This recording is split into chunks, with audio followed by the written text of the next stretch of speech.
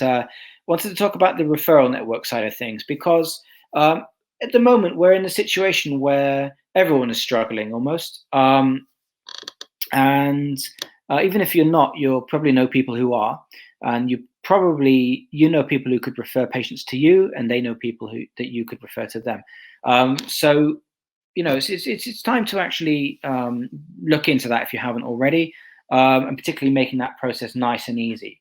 And so essentially, as I've really described, what we do as part of the booking tools we offer is we do provide partner program tools where you get a unique link for each individual partner or clinic, and then you can then look into that as a marketing channel essentially, and you can see who's most popular, what kind of patients they're giving you, what kind of services those patients want, whether those patients in turn refer more people to you, and you really get to see what the source of all that success or failure is.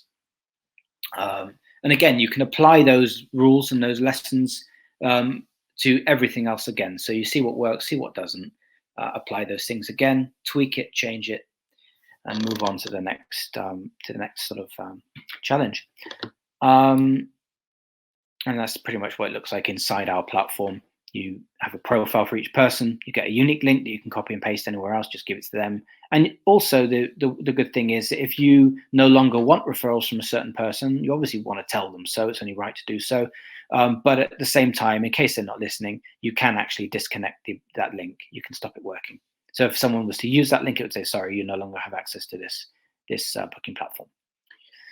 So you can actually cut your losses quite easily. It's not a problem to do so. And again, just a bit of an idea about referrals.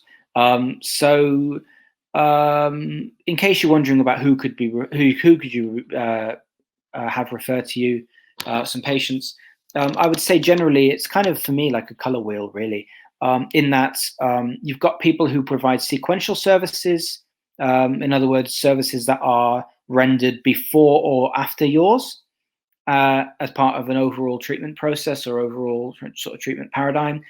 And then you've got collaborative services whereby people are actually interacting at the same point of time.